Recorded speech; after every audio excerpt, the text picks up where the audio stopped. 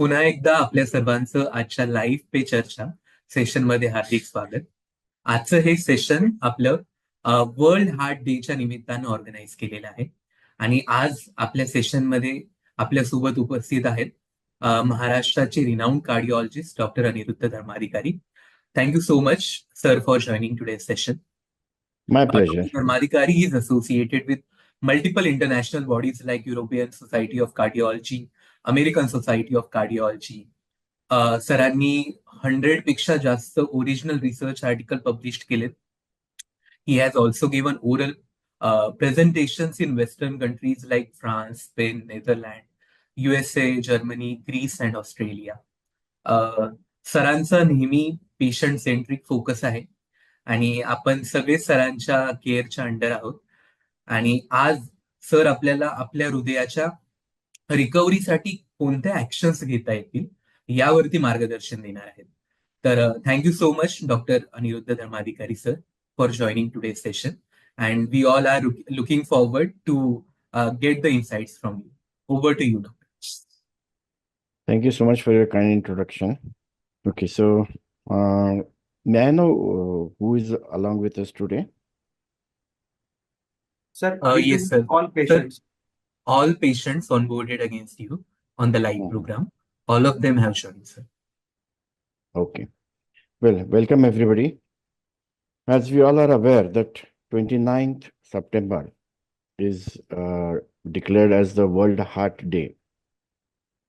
This day is dedicated to spread awareness about heart health amongst the general population, and in particular the people who have heart disease or who have risk factors for heart disease like diabetes, blood pressure, dyslipidemia, that means increased levels of triglycerides and cholesterol, or heredity where the parents have a higher have a heart disease at a younger age. So we need to spread awareness of heart disease to reduce the burden on the nation. Next slide, please. Yes, so we know that the heart beats non-stop without any rest, and if the heart takes rest for beating, you are not there. And we have to also keep in mind two more things, that God has given us organs in pairs: 2 eyes, 2 ears, 2 nostrils, 2 lungs, 2 kidneys, 2 hands, 2 legs, but we only have one heart. Sir, So we have to take good care of it. Sir आपले सगळे patients join झाले, तर if we can talk in Marathi तर खूप चांगलं होईल, किंवा हिंदी. मग मराठीत बोलूया ना आपण. हो प्लीज सर. आपल्या सर्वांना कल्पना आहे की आपलं हृदय हे अव्याहतपणे स्पंदन देत असतं. जर हृदयाने आराम करायचं ठरलं तर आपण राहणार नाही. आपण एक गोष्ट कायम लक्षात ठेवायला हवी की परमेश्वराने आपल्याला प्रत्येक अवयव जोडीने दिलेला आहे. 2 डोळे, 2 कान, 2 नाकपुड्या, 2 फुफ्फुस, 2 किडनी, 2 हात, 2 पाय, पण हृदय मात्र एकच दिलेलं आहे. त्यामुळे आपल्या निरोगी जीवनासाठी आपल्याला हृदयाची काळजी घेणं आवश्यक आहे. त्याचबरोबर अजून एक गोष्ट लक्षात ठेवायला हवी की आपल्या शरीरातल्या बऱ्याचशा पेशी प्रजनन करू शकतात. हातावर पायावर जखम झाली, काही ऍक्सिडेंट झाला, फ्रॅक्चर झालं, तर ते काही दिवसात भरून येतं, कारण त्या जखमेच्या आजूबाजूच्या पेशी प्रजनन करू शकतात आणि मग ती जखम भरून येते. हृदयाच्या बाबतीत असं होत नाही. हृदयाच्या पेशी प्रजनन करू शकत नाही. त्यामुळे एकदा जर का हार्ट अटॅक आला तर तेव्हा जे नुकसान होतं हृदयाचं ते आपल्याला आयुष्यभर बाळगावं लागतं. त्यामुळे महत्वाचं आहे की हृदयाला नुकसानीपासून वाचवायचं. Next please. Can I have the next slide? Yes, sir, I have done it. Probably network issue मुळे थोडंसं मागे पडलं. I think there is network issue. आता हृदयविकाराचं प्रमाण दिवसेंदिवस वाढत चाललेलं आहे. औद्योगिकरणानंतर आपल्या जीवनशैलीत आमूलाग्र बदल झालेत आणि ते नकारात्मकच जास्त आहेत. आपल्या कामाचे तास वाढलेले आहेत, आपल्याला विश्रांती कमी मिळते, झोप कमी मिळते, वेळच्या वेळी झोप मिळू शकत नाही, व्यायामाचा अभाव झालेला आहे कारण जास्त काम करावं लागतं, आपण कामावरून थकून येतो आणि व्यायाम करण्यासाठी वेळ मिळत नाही आपल्याला. आपल्या आहारामध्ये बदल झालेले आहेत. वेळच्या वेळी जेवण होत नाही. आहारात जे फास्ट फूड आहे त्याचं प्रमाण वाढलेलं आहे, जे आपल्या शरीराला घातक असतं. औद्योगिकरणानंतर, विजेचा शोध लागल्यानंतर आपल्या रात्रीचा दिवस व्हायला लागलाय, आपल्या कामाचे तास वाढले आहेत, झोप उशिरा उशिरा व्हायला लागली. हे सगळं आपल्या शरीराचं जे नैसर्गिक चक्र आहे त्याच्या विरुद्ध जातं आणि त्यामुळे नुसतंच हृदयविकाराचं प्रमाण वाढलंय असं नाही, तर कमी वयात हृदयविकाराचं प्रमाण वाढलंय. आज आम्ही बघतो 25-30ली मुलं, त्यांना सुद्धा हृदयविकाराचा झटका येऊन आठवड्यातून एक तरी असा दुर्दैवी तरुण मुलगा आमच्याकडे ऍडमिट असतो. म्हणजे असं नाहीये की फक्त वयस्कर लोकांना हृदयविकार होतो. आणि अर्थातच आपलं आयुर्मान वाढलेलं आहे. भारतीय जनतेचं एक 70 वर्षापूर्वी जे आयुर्मान होतं त्याच्यापेक्षा आता 20 वर्षांनी आयुर्मान वाढलेलं आहे. त्यामुळे वार्धक्यामुळे होणारे हृदयविकार हे सुद्धा वाढत चालले आहेत. आता हृदयविकाराची काय लक्षणं असतात हे आपण ध्यानात घेऊया. म्हणजे आपण आजार प्राथमिक अवस्थेत असतानाच त्याचा इलाज करू शकतो. त्याची लक्षणं फार हळूहळू येणारी असतात, फार मोठी लक्षणं नसतात. खूप थकवा आहे. आता उदाहरणार्थ आपल्याला रोज 5 किलोमीटर चालायची सवय आहे, पण 4 किलोमीटर चालल्यानंतरच गळून गेल्यासारखं वाटतं, पुढे चालायची इच्छा होत नाही आणि दम लागतो, श्वास कोंडल्यासारखा वाटतो, चक्कर येते, मळमळ आल्यासारखं होतं, घाम येतो, छातीच्या मध्यभागी किंवा छातीच्या डाव्या बाजूला दुखतं, अशा प्रकारची लक्षणं असतात. मग जसं जसं हृदयाच्या रक्तवाहिन्यांमधला धमनीमधला अडथळा वाढत जातो, तसं तसं 4 ऐवजी 3 किलोमीटर, 2 किलोमीटर नंतर ही लक्षणं जाणवतात.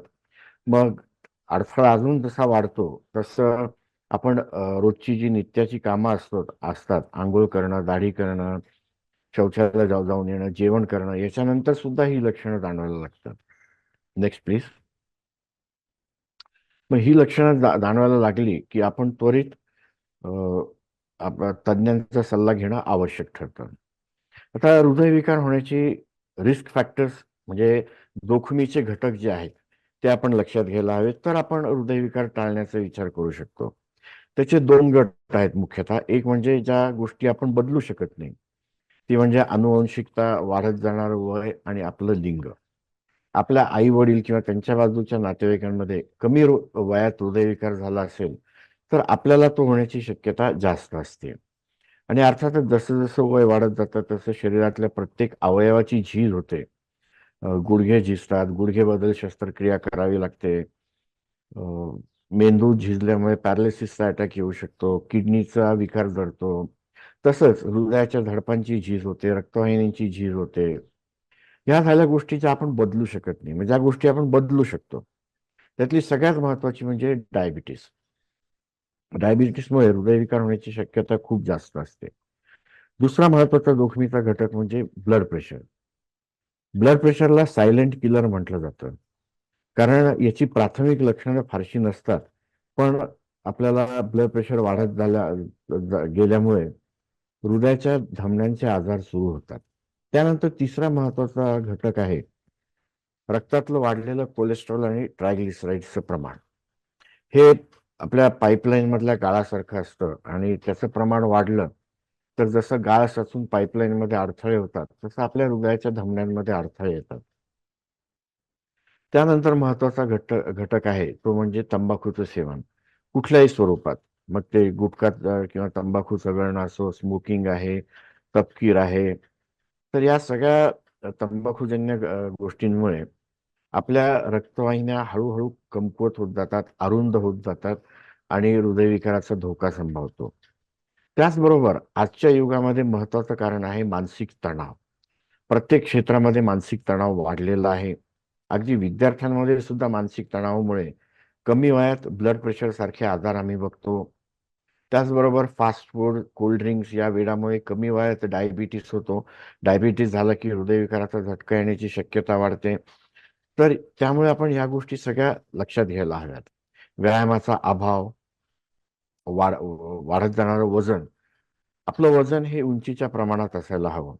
वजन जर प्रमाणापेक्षा जास्त असेल तर हृदयावर साहजिकच ताण येतो आणि हृदयविकाराचा झटका लवकर येण्याची शक्यता होते. आपण जर हृदयविकाराने ग्रस्त असाल तर आपला आजार किती गंभीर स्वरूपाचा आहे त्याच्यावर आपण डॉक्टरांकडे दर महिन्याला किंवा दर 2 ते 3 महिन्यांनी भेट देणं आवश्यक आहे. किंवा आपल्याला काही नवीन लक्षणं जाणवायला लागली तर आपण डॉक्टरांना भेट देणं आवश्यक आहे. नेक्स्ट, आताच मी सांगितलं की अनुवंशिकता, फॅमिली हिस्ट्री हे सुद्धा महत्वाचा घटक आहे. त्यामुळे जर आपल्या आईवडिलांमध्ये कमी वयात हृदयविकार झाला असेल तर आपण जास्त काळजी घेणं गरजेचं आहे. आता हृदयविकार टाळण्यासाठी आपण आपल्या कुटुंबातील लोकांना, आपल्या आजूबाजूच्या मित्रमंडळींना काय सल्ला देणार? तर जीवनशैलीत बदल. एक म्हणजे वेळच्या वेळी झोप घेणं, पुरेशी झोप घेणं. सरासरी 7 तासांची झोप सगळ्यांना आवश्यक असते. काही लोकांना 6 तास पुरते, काही लोकांना 8 तास लागते. आहाराच्या वेळा नियमित ठेवा. सकाळी 9च्या सुमारास नाश्ता व्हायला हवा. दुपारी 1 ते 2च्या दरम्यान दुपारचं जेवण आणि संध्याकाळच्या वेळेस अल्पोपहार. तो सूर्यास्तानंतर खूप उशिरा व्हायला नको. कारण आपण जर खूप उशिरा जेवण घेतलं आणि त्यानंतर शरीराची हालचाल झाली नाही तर त्याचं चरबीमध्ये रूपांतर होतं, वजन वाढतं आणि हृदयावर ताण पडतो. कुठल्याही व्यसनांपासून दूर राहा. आत्ताच मी तंबाखूजन्य पदार्थांबद्दल सांगितलं, तसंच मद्यपानापासून सुद्धा दूर राहा. कारण त्याच्यामुळे रक्तातलं LDL कोलेस्ट्रॉल वाढतं. त्याच्यामुळे होणारे लिव्हरचे इतर आजार तर वेगळेच, पण रक्तातलं LDL कोलेस्ट्रॉलचं प्रमाण वाढल्यामुळे मद्यपानामुळे हृदयविकाराचा धोका अजून वाढतो. आपण जर योग्य आहार घेतला तर हृदयविकाराचा झटका 25% कमी होतो. नियमित व्यायाम केला, जसं वेगात 1 तास चालणं, तर हृदयविकाराचा धोका 30% कमी होतो. आणि जर आपलं कोलेस्ट्रॉल जास्त असेल आणि ते कमी करण्यासाठी आपण स्टॅटिन सारख्या औषधांचा वापर केला, कोलेस्ट्रॉल प्रमाणात ठेवला, तर हृदयविकाराचा धोका 40% कमी होतो.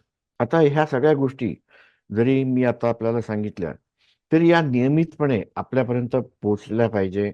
आपण दिलेल्या सूचनांचं पालन करतो का? योग्य वेळेस औषध घेतो का? आवश्यक तेवढा व्यायाम झाला आहे का? झोप झाली आहे का? याच्यावर कोणीतरी निगराणी ठेवायला हवं. आणि त्यासाठी कार्डियाक रिहॅबिलिटेशन प्रोग्राम जे आहे ते उपयोगी ठरतात. कारण ते आपल्या वैयक्तिक गरजांकडे लक्ष देतात आणि आपल्याला काय योग्य आहे, अयोग्य आहे, कुठे आपण कमी पडतो याची आपल्याला जाणीव करून देतात, आपल्याला सूचना देतात आणि आपल्याला निरोगी राहण्यासाठी मदत करतात.